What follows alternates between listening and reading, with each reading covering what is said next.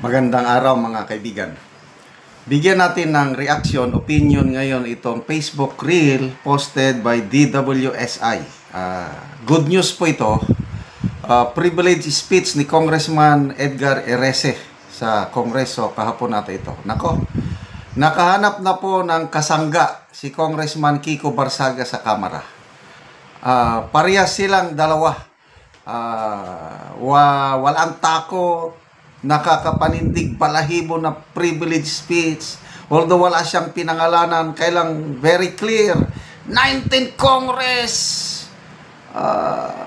grabe ang corruption. Wow, what congressman. So, may pag-asa pa ang bayan natin habang nandyan sina Congressman Erese, Congressman Kiko Barsaga at mga ilan pa. So, pakinggan natin itong privilege speech ng magiting na kongresista nito. This house is on fire. Yes, Madam Speaker, this house is on fire. At ang masakit na katotohanan, tayo mismo ang nagsindi ng apoy na ito.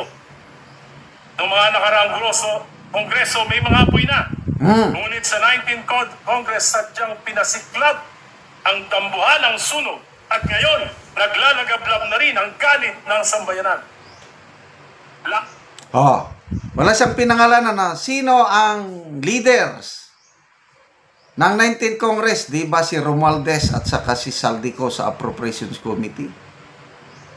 So, indirect lang ang birada niya. Kailang idinin niya, 19th Congress, binalahuran niya ang budget, sinunog niya, nakakaya tayo sa mga tao, galit na ang taong bayan. Kaya nagmamakaawa siya. Please lang, sana baka maggalit kayo sa akin, but I'm doing this for our country, for our children, for our future.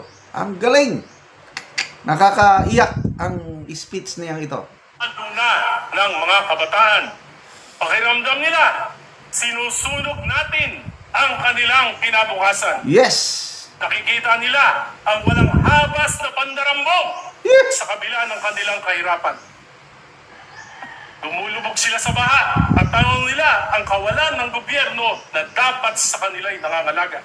Samantala ang mga pinuno at mga pamilya nila ay lantaran ng karangyaan at kapritsyo.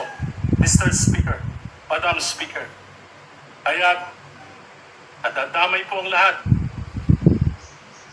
Bawat isa sa atin ay binabatikos sa ating kanya-kanya mga distrito. Kaya hindi na po pwede ang business as usual. Hindi na pwedeng umasa na lilipas ang galit ng bayan. Business as usual. Kung anong ginagawa nila, tapos pinaparatangan nila si Congressman Kiko Barsaga na loko-loko, sinto-sinto, dahil siya ang lumalaban sa korupsyon. Business as usual. Sila, karamihan sa kanila, okay lang. Happy lang tayo. Tuloy lang ating ordinaryong gawain. Ano yung ordinaryo? Yun na, budget insertion. Hindi na business as usual. Galit ng taong bayan. Hindi na pwedeng pagtakpan. Hindi na pwedeng magturuan. Kailangan isiwalat ang katotohanan. Aminin ang pagkukulang. Ituwid ang kamalian. At panagutin ang mga lumustay at nagsamantala sa kaban ng bayan. Mga kasama, linisin na. Okay, kapansin-pansin ha. May dalawang babae sa likod. And I'm sure mga kongresista ito. Baliwala lang sa kanila. Napaka-seryoso, how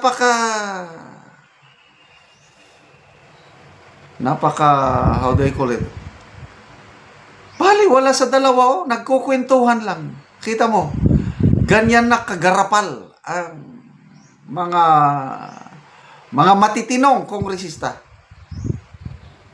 At salamat na lang at may Congressman Kiko Barsaga tayo na nagsasalita laban sa korupsyon na nagsisimula dyan sa Kamara. Tingin ang ating hanay.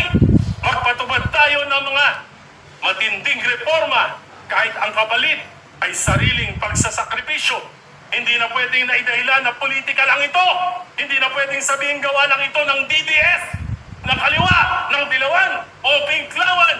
Hindi na pwedeng isisi sa DPWH, sa nakarang administrasyon, o sa mga kontratista, sapagkat ang pinakamalaking korupsyon na ito ay nagsimula sa ating sariling tahanan noong 19th Congress.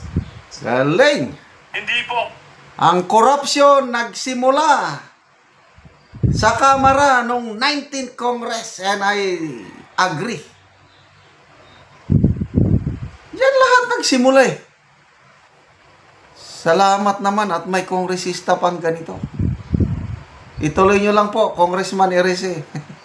Kayo po ang pag-asa namin. Kasama ni Congressman Kiko Barsaga at mga ilan-ilan pa. Congressman Toby Chanco, Albi Binetes at iba pa. Punta nito para humusga sa kadinuman. Bagkus nais kong kumatok sa inyong mga puso at konsensya. Baka naman sobra na talaga. Naniniwala akong pwede pa tayong magbago ng pananaw. Alalahanin natin sa gitna ng pagdarahop ng ating nila at kasaganaan natin, umaasa pa rin ang marami sa ating mga kababayan na maiangat natin ang kanilang pamumuhay sa kabila ng ating sa kabila ng kanilang kahirapan. Marami pa rin sa ating mga kababayan na ang turing sa atin ay mga Diyos-Diyosan na kanilang kailangan. The corruption of insertions and diversions may have started in the past administration, but the conflagration unleashed by the 19th Congress is of a magnitude beyond comprehension. Ang mga insertion at diversions na ginawa ng ika-19 na Kongreso ay walang kabantay sa kasaysayan. Isang halimbawa ng mapanlinlang at inapusong anyo ng insertion ginamit upang pondohan ang mga proyektong walang tunay na benepisyo sa mamamayan. Hindi plinano ng gobyerno at ng Pangulo, kundi siniksik para sa pansariling interes ng ilang makapangyarihang individual o pamilya. It's greed gone wild. 1.45 trillion. Yan ang kabuang halaga ng insertion at diversion noong 2023, 2024 at 2025 General Appropriations Act. Pinondohan ng 19 kong 1.45 ba o 43? Yan, 2023, 24, 25. Yan ang ginawa ng 19th Congress sa pamumuno ni former Speaker Martin Romualdez at ex-Congressman Saldi Co. Mabuhay po kayo, Congressman Erese, Congressman Kiko Barsaga. Salamat mga kaibigan sa inyong pagsubaybay sa channel na ito. Nakatulong kayo ng malaki sa tribong Talandig ng Bukidnon dahil ang income natin sa channel, pantulong sa tribo. Namimigay tayo ng livelihood assistance sa kanila, nagpapatanim ng saging lakatan at Arabica coffee. Panoorin nyo ang video na ito. Ako sa area ni Elvin. So ako siyang bisitaon kay mag-abono siya karon.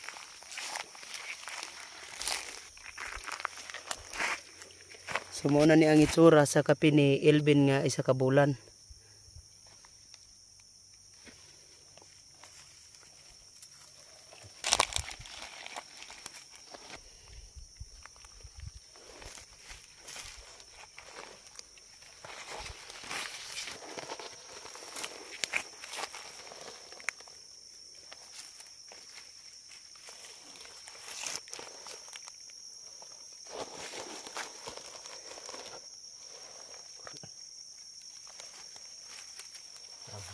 O karon naman sa pag-abono mag-spray na pod.